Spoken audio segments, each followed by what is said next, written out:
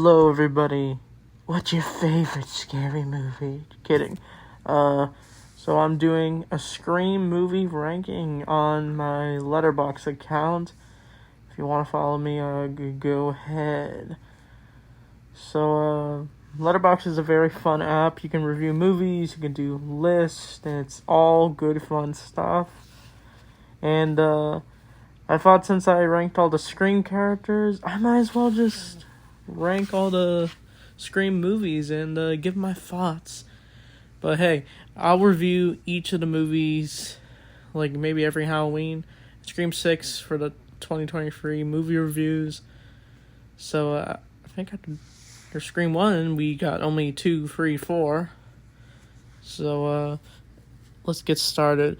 My least favorite Scream movie, Scream 3. I like Scream 3. I think it's easily the weakest of the movies. It's just like, I don't know. It's just the kills aren't really that intense, and I don't know. I felt like Neve Campbell was lacking in this movie because I found out recently that the reason why she's not really in this movie too much until the end is because she was working on another movie at the time, so her schedule was probably busy. Understandable. And I'm surprised this movie came out in 2000. Like, that's crazy. Like, a lot has changed since Scream 3, and this movie came out in 2000. I think it was supposed to come out in 1999, but they pushed it because they had to do more filming or something. But anyway, there's stuff I do like about this movie. I like how, Sydney is, like, a crisis counselor. Like, I can completely understand how she's trying to relate to others and help others after everything she's been through for the last 2 movies. And, but the Ghostface in this movie, Roman Bridger, spoilers for the Scream movies, I guess, even though these movies are, one of them's like 25 years old. But anyway, Roman Bridger, like, he's a good Ghostface. Like I said in the tier list video, like, his motivation is because he wants revenge because Sydney's mom abandoned him. But I do not agree with his killings. But Roman's very interesting. Like, I don't know, it's just something about him. Like, people say he's the best Ghostface. And the plot twist is that he orchestrated the whole thing. Like, he told Billy's mom about the affair. And once Roman found out about it, and that's what caused Billy to go on his little rampage.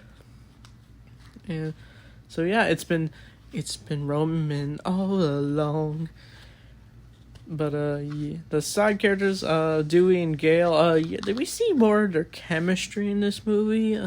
Yeah, it's alright, I guess. Like, I don't know, I'm just not really into couples in movies. It kind of just slows the movie down for me. It's just a movie thing in general for me.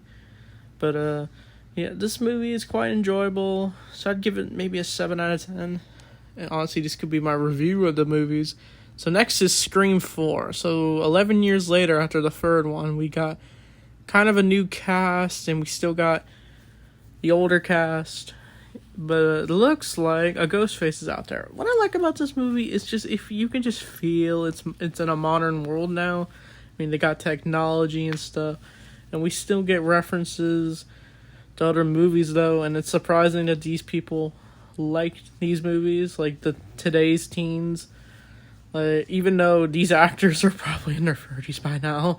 But anyway, it's just like, it's a cool movie. Like, but the plot twist with Jill Roberts, Sydney's cousin, being the Ghostface killer, I don't know, she did it all to just be famous. You could just, to just tell how greedy she is. Like, she even kills Charlie Walker, and it's crazy. And this is, like, the most brutal killings in, like, a Scream movie, because they probably saw in the third one, there wasn't that many cool deaths, but in this movie, it's crazy. Like, this girl, they're having a sleepover. It's like Jill and Kirby, they get a call from their one friend, but she is gutted to death by Ghostface, who's on the phone, and they're across the houses, and they try to call for Sydney's help, but it was too late. There's, like, blood everywhere. It's very graphic stuff, and then, I don't know. Do people come to these movies for the death scenes? Then this one cop gets killed by getting stabbed in the face. Like, ugh.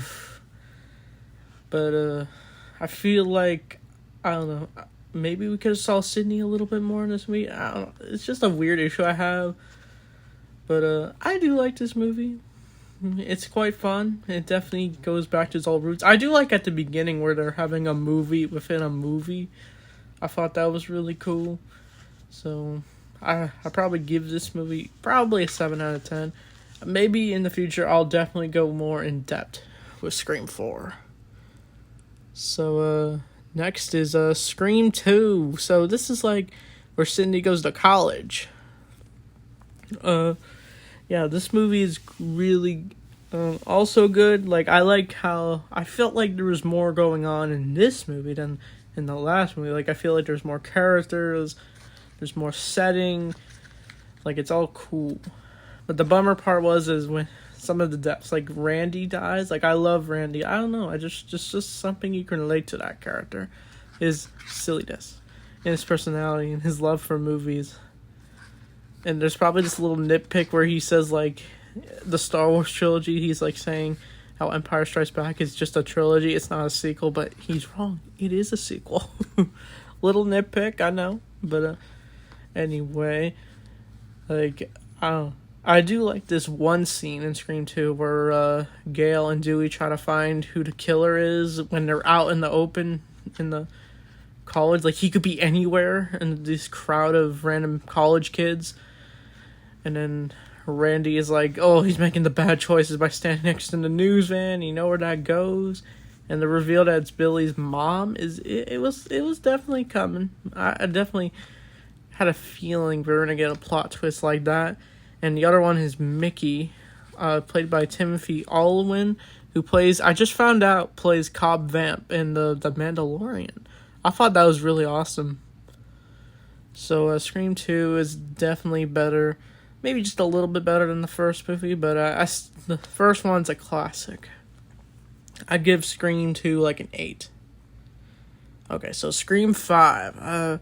So I wanted to watch more movies, and so I decided to check out the Scream movies, and I somehow went out of order and saw Scream 5. And you already know my thoughts on Scream 5 if you watched the video. I mean, it only got 100 views, but anyway, Scream 5 is really good. Like, I like the newer characters. I felt something more of, like, maybe that's because I just love Jenna Ortega.